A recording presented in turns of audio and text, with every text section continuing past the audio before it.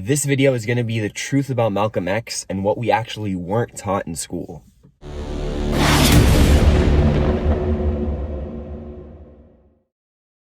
Yo, what's good, everybody? It's your boy Noah back again with another video. If you're new to my channel, welcome. I actually help people awaken to their true abilities through wellness and spirituality.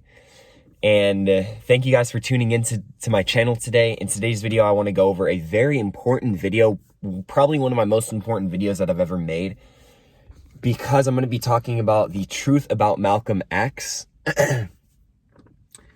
who he was, as well as a little bit of what he did when he was alive.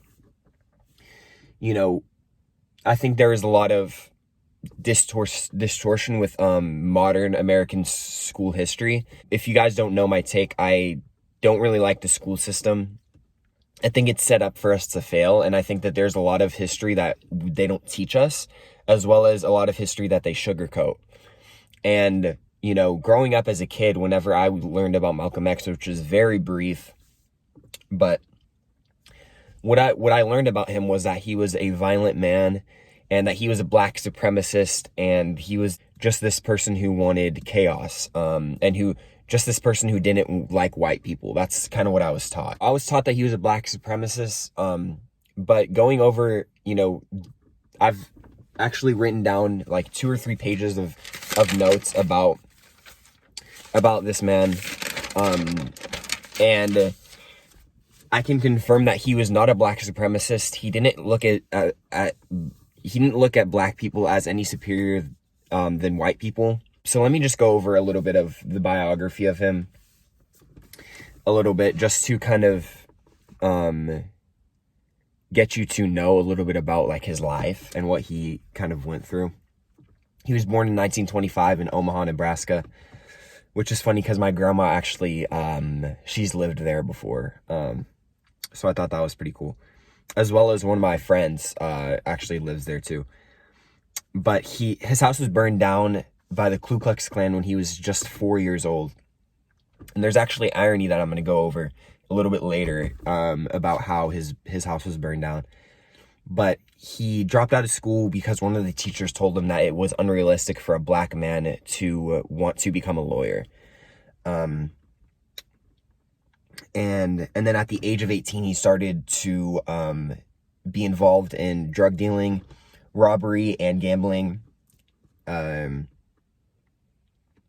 with a small local gang in Boston. And then when he was 21, he was sentenced to 8 to 10 years in prison after committing a couple of different robberies with a local gang in Boston, like I said. But while he was in prison, he actually found the Nation of Islam, and he actually became a Muslim. And his family would write to him about Elijah Muhammad and about his teachings, which he taught that black people were to be separated from white people because you know, he thought that they were dangerous, and he kind of labeled them, the American white men, as devils. And that's when he truly transformed as a person. You know, he had four of his uncles were actually murdered by white racist men.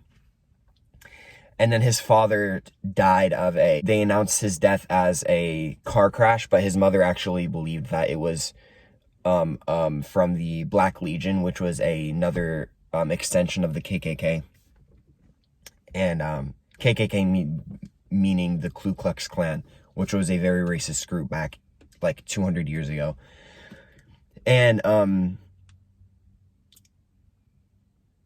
me see if I have anything else on here. Yeah, they pretty much promoted black independence, meaning that they wanted to separate themselves from white people because they thought the American white man was the devil, which back in the day it was, you know what I mean? And something that I want to note is that anytime he talks about white people, he always talks about white men. It's never a white woman. So I want to just make that clear, because the white man is dangerous in this case. Elijah Muhammad was pretty much his mentor growing up. He taught his followers a form of separatism from white people, who were considered devils back in the day, and inferior to black people, knowing that black people were actually here on this earth before everyone else. Black people were here way back in the day, which is actually another thing that they don't teach you in school. The fact that black people were the first ones here, they were the first ones on this earth. They actually migrated from sub-Saharan Africa, or Ethiopia at that time, I believe. And so, yeah, that's another little fun fact. Black people were here before anyone else. It says a lot about today's society, but I'll get into that a little bit later.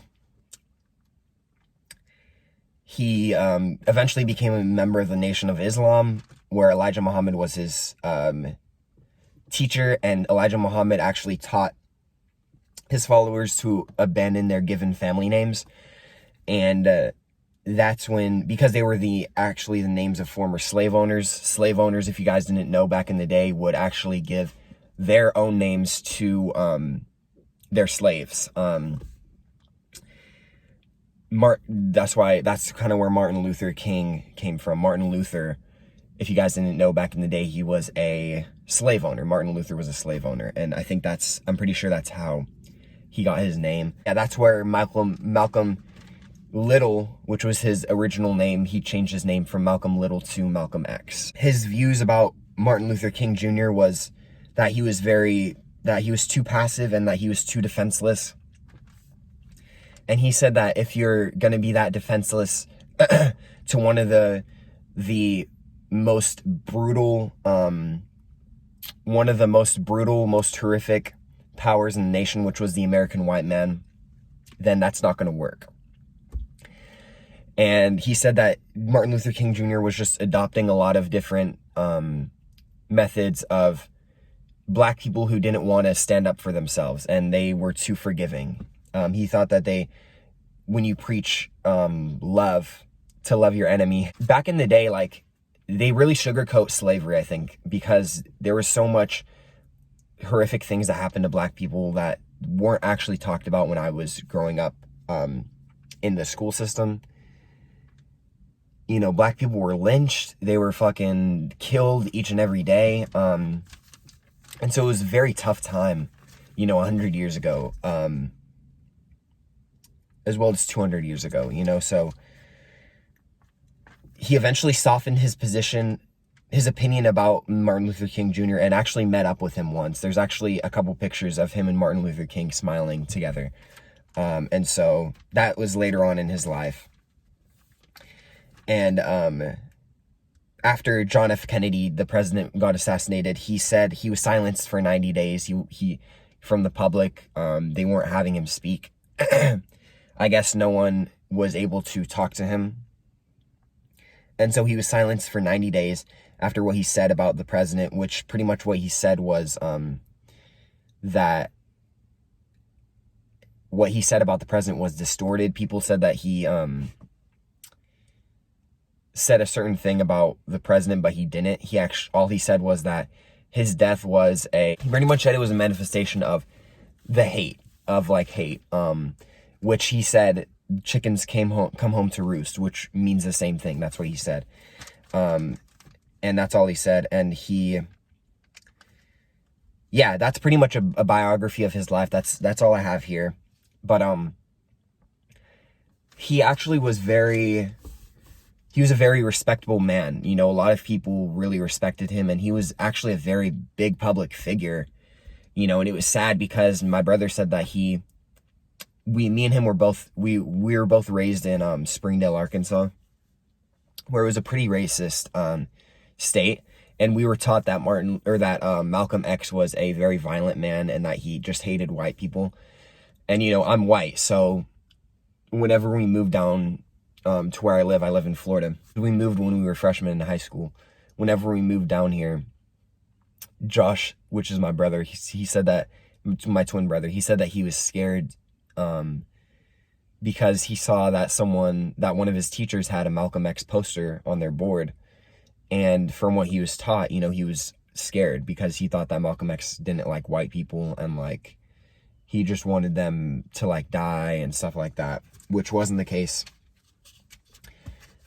He was actually a very respectable man, like I said.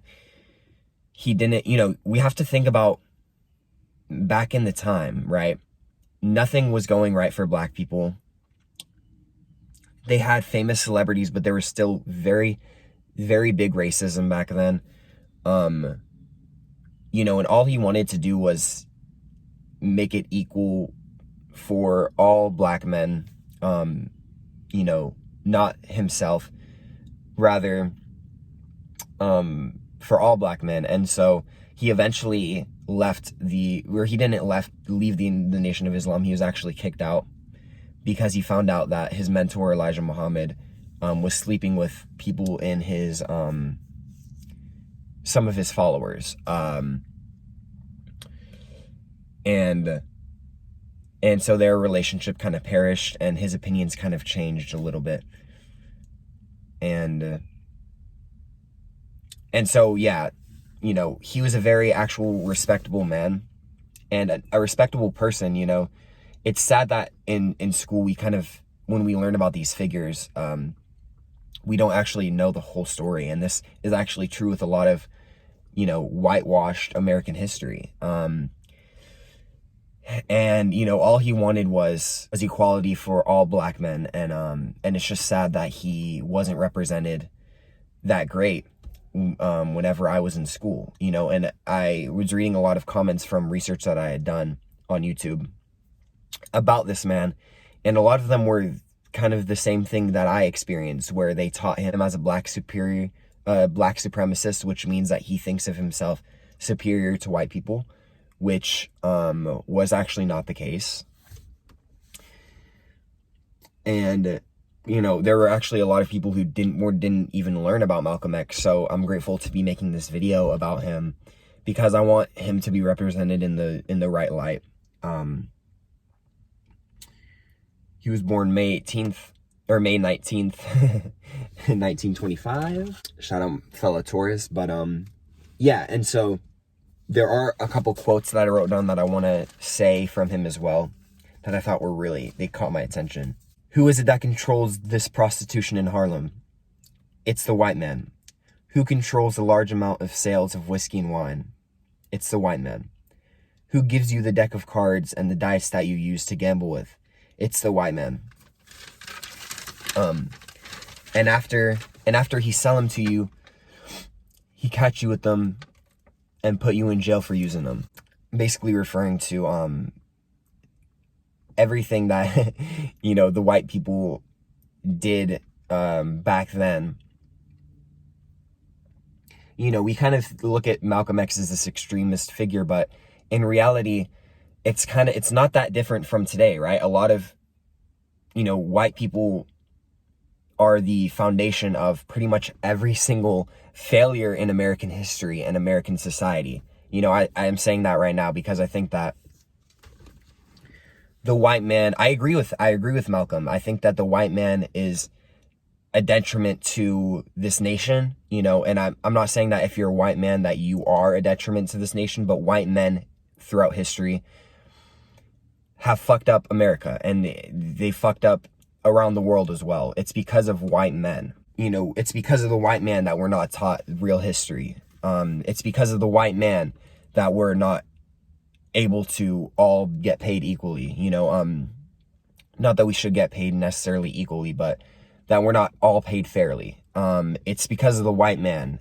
All of these problems, you look at all the problems that circulate in today's society, it's because of the white man.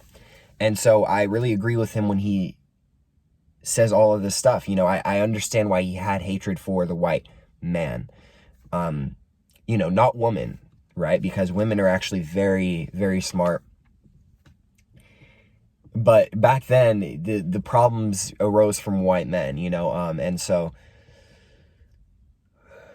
another quote that I want to read off is 100 years ago, quote, 100 years ago, they used to put a white sheet and use bloodhounds against Negroes. Today, they've taken off the white sheet and put on the police uniforms. They've traded in the bloodhounds for police dogs, and they're still doing the same thing, end quote. I thought that was very powerful because that's not very different today, right? Today we see policemen killing black people on the street. You know, it's obviously still a problem to this day. There's still racism that happens within police officers. And, it's the modern version of the Ku Klux Klan. That's what I believe and that's what I think. I think that there needs to be police officers, and the police system has gotten a lot better since that time. But I think that, I think that there needs to be systems that are built by black people, because they were the ones who were here first. And I think that they automatically get to decide who's in position of power, and what actually happens. So that was another quote. The third quote that I actually wrote down, which was the last one, was actually very interesting. This is one of his political views. And it says, quote, "The white liberal differs from the white conservative only in one way. The liberal is more deceitful, more hypocritical than the conservative. Both want power, but the white liberal is the one who has perfected the art of posing as the Negro's friend and benefactor," end quote. And I thought that was very powerful because I actually believe that that's kind of the same thing that's happening today, right? I think that politics is just a whole bunch of politricks. I don't think that it really matters, because in reality, we're still looking up to the white man. And I think that until there becomes a nation, that is ruled by black men, or black people in general, not just black men, but until there's a nation that's ruled by black people, I think that there's still going to be problems with the society.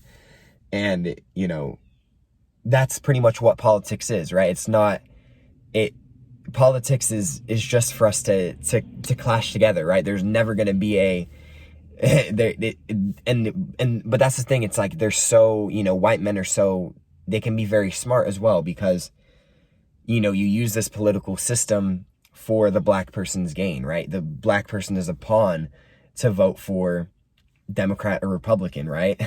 Only, like, back then, there was only 3 million black people who voted out of 21 million black people in the United States at that time. Yet, the black people determined who won the vote, who got president. And so, I think it's a whole bunch of games that they're playing. I don't believe in politics. I'm not political, but I think it's a bunch of bogus, because we're never gonna come together in unison and harmony if there's a two-party system, and this is something that I think George Washington said, or one of the former slave owner presidents said, is that there's never going to be a success in a two-party system. And there just isn't, because when you think about it, there's always going to be someone coming together. It's like, oh, you're a Republican, so I see you differently, and I think that that's kind of part of the game that plays towards the white man's game. And, going back, we kind of have to realize, like, why, even to this day, we don't really know necessarily who killed Malcolm X, right? When he first died, they said that it was members of the Nation of Islam, but then they said that they were found innocent. And so we have to start questioning why that is. Why is it that we don't know who killed Malcolm X? Probably because it was white people who were trying to cover it up. It doesn't really sound like that would be super off. But, I'm kind of going on a tangent here. I really hope you guys learned something from this video. I really wanted to make this video because I think that Malcolm X, I think that there needs to be a better representation of him, because I think it's ridiculous that he's not labeled as an iconic figure like Martin Luther King is, you know what I mean? I think it's ridiculous, and I think that the school system needs to change. There's just too many problems with it. But that's why I'm grateful to bring you guys this video. I really hope you guys enjoyed.